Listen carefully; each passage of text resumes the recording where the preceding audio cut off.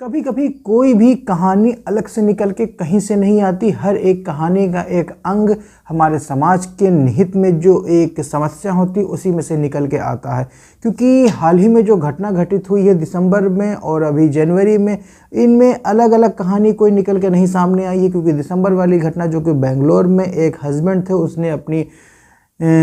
Suicide note के जरिए ये जो भी एलिगेशन लगाए थे अपने ससुराल वालों के विरुद्ध में, पत्नी के खिलाफ उसकी जो प्रताड़ना थी, किस तरीके से वो परेशान था, किस तरीके से वो अपनी प्रताड़ना को बर्दाश्त कर रहा था, जिससे वो अब आगे कंटिन्यू नहीं कर सका, जिससे उसने ज़िंदगी को बहुत उसी बोझिल समझा, इसलिए उसने मृत्यु को अपनाना बहुत ही उचित समझा। उसके बाद एक एक नई घटना घटित होती रहती है, लेकिन हमारे समाज में हमारे जो विधि के जो अनुसार जो लॉ बने हुए हैं वो कहाँ हद तक कितने सही होते हैं, कितने हद तक हमारी जो समाज के लिए जो न्याय का काम करते हैं वो कितना उपलब्ध करा सकते हैं। इसी के आधार पे आज की वीडियो हम ये चर्चा करेंगे कि कितने ही सुभाष, कितने ही मनीष, कितने ही नितिन की कुर्बानी देनी पड़ेगी कि जिससे कि आज के समय में होने वाली जो इस तरीके की समानताएं, जो घटनाएं घटित हो रही हैं, उन पे क्या प्रभाव पड़ना चाहिए, कब हमारा लॉ जो चेंज होगा, किस प्रकार हम उसको सही दिशा में उसको हम आगे अंगीकृत कर सकते हैं कि जिससे आने वाले समय में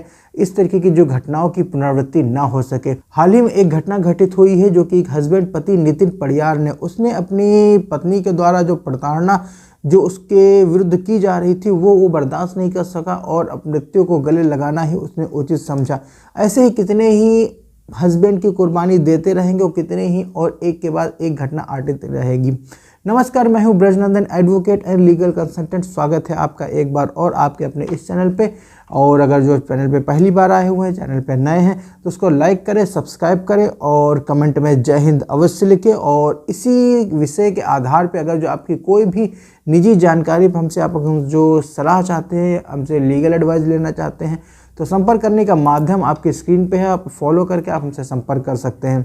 जैसा कि मैंने पहले बताया है कि इस तरीके की कितनी ही घटनाएं और घटित होती रहेंगी या कितनी घटित हो चुकी हैं, इनका हिसाब लगा पाना बहुत ही मुश्किल हो पाएगा। और इस तरीके की जो आज के समय में वर्तमान को देखते हुए हमारी भारत सरकार, जो आदरणीय नरेंद्र मोदी जो कि प्रधानमंत्री हैं, गृह मंत्री अमित शाह जी, इनके नेतृत्व में जो एक नए जो लॉ का जो गठन हुआ है, कुछ उन्होंने परेशानियां समझी हैं जिसके आधार पे इस लॉ को चेंज करके उसको संशोधन करके एक नए तरीके से एक नई संहिता का आवरण किया जो आज के समय में पूरे भारतवर्ष में लागू है। उसी के अनुरूप आज के जो विषय के अनुसार जो काम किए जा रहे हैं और उसी के अनुसार आज की जो न्याय व्यवस्था, न्याय प्रणाली उसी के अनुसार चल रही है। लेकिन कहीं ना कहीं कमी अभी भी हैं और कोई भी डिफेक्ट अभी भी कुछ बचे हुए हैं जिनको रिमूव करा जाना बहुत ही आवश्यक है। क्योंकि अगर जो लॉ चेंज हुआ है, कानून बदला गया है, तो पहले की समस्याओं को देखते हुए कि उस समय जो हमारा लॉ बना हुआ था वो हर तरीके से उस समस्याओं का निराकरण करने में असमर्थ था,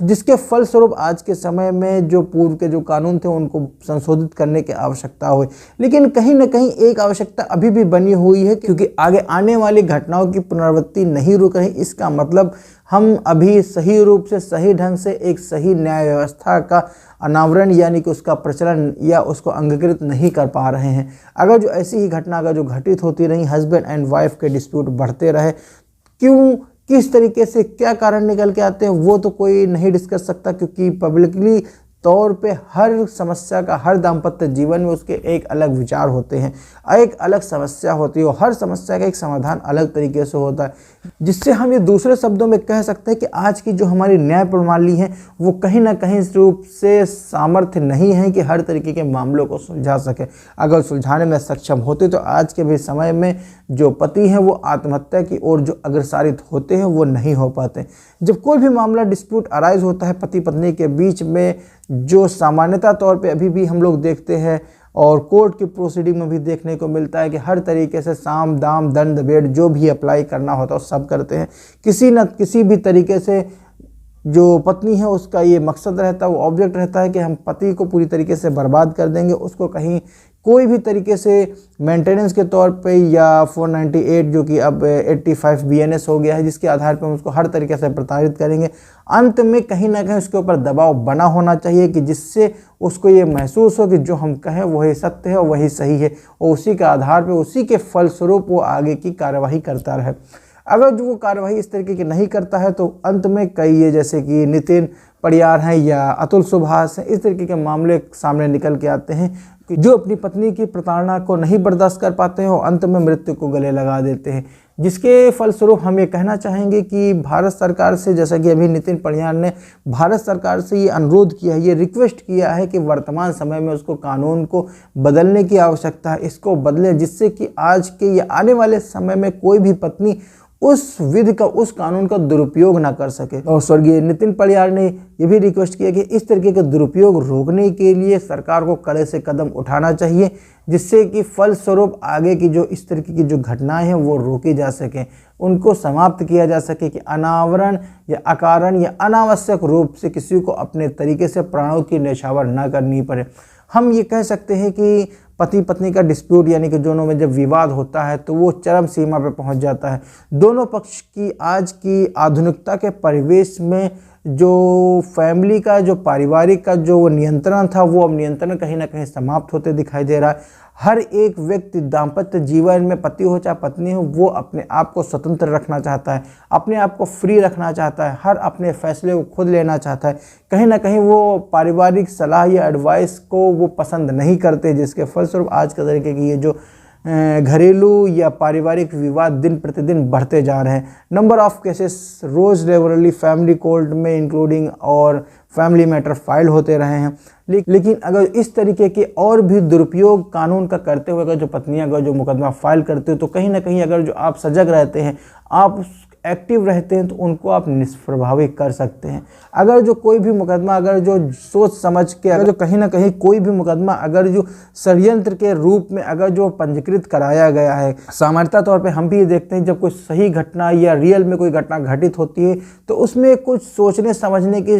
जो समय मिलता है बहुत ही कम मिल पाता है। अंत में जो ये भुक्तभोगी होता है, जो विक्टिम होता है, वो अपनी कंप्लेन में जो रियल के फैक्ट होते हैं, जो रियल की जो जानकारी होती है वो लिखी जाती है। अगर जो किसी मामले को बढ़ा चढ़ा के तोड़ मरोड़ के पेश किया जाता है तो इसमें आपने देखा होगा कि घटना घटित होने और FIR दर्ज करने में काफ़ी समय का डिफरेंस दिया हुआ, यानी कि इस डिफरेंस में, इस समय के जो अंतराल रहता है उसको सोचने समझने के और उसको खूबसूरत ढंग से सही पर्टिकुलर एक लैंग्वेज को समराइज करने के लिए उसको मौका मिलता है, जिसमें हर तरीके से सोच समझ के और अपने विधिक अधिवक्ताओं से राय लेके एक समुचित ढंग से वेल प्रिपेयर, हम ये कह सकते हैं, उसको FIR के रूप में उसको दर्ज कराया जाता है। ये सभी समझते हैं कि जो भी विधि व्यक्ता है वो आसानी से समझ सकता है कि ये इस तरीके की जो FIR पढ़ने से वो भी समझ जाते हैं कि ये घटना रियल की है या फेक है, या इस घटने को तोड़ मरोड़ के पेश किया गया। अगर जो कोई भी व्यक्ति अगर जो सबसे पहले अगर जो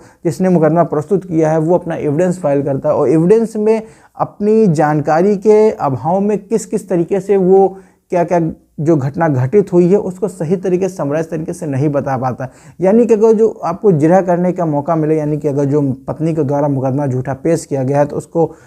पति के द्वारा उसमें जिरह करने का अवसर अवश्य मिलेगा। तो जिरह में हो सकता है कि उसमें सही तथ्य, सही जो फैक्ट हैं वो उसमें निकल के आ जाए। तो इस तरीके का जो सही तरीके के सारे केसेस को अगर जो कंटेस्ट किया जाए तो उस पत्नी का जो झूठा केस है उसको पकड़ में आएगा कि किस तरीके से ये झूठा केस फाइल किया गया, और इसी के आधार पे आप अपने केस में उसमें बरी हो सकते हैं। और इस तरीके की अगर जो आपको घटना लगती है कि झूठी बनाई गई है तो उसमें आप पति के विरुद्ध भी झूठी रिपोर्ट और इस तरीके के मनमाने तरीके से अपमानकारी जो ये कृत्य किए गए, इसके लिए आप उसमें दोबारा दावा भी कर सकते हैं। तो आज का वीडियो यहीं तक है, इतना ही। हम मिलते हैं किसी और एक वीडियो में एक नई जानकारी के साथ, एक नए विषय पर चर्चा करने के लिए। और वीडियो को जो आपने अंत तक देखा है, पूरा दिख ही लिया है, तो उसको लाइक करें, सब्सक्राइब करें और कमेंट में जय हिंद अवश्य लिखें देश हित में। और तब तक के लिए हंसते रहिए, मुस्कुराते रहिए। मिलते हैं किसी और एक वीडियो में। वीडियो अंत तक देखने के लिए प्रेम पूर्वक धन्यवाद। जय हिंद।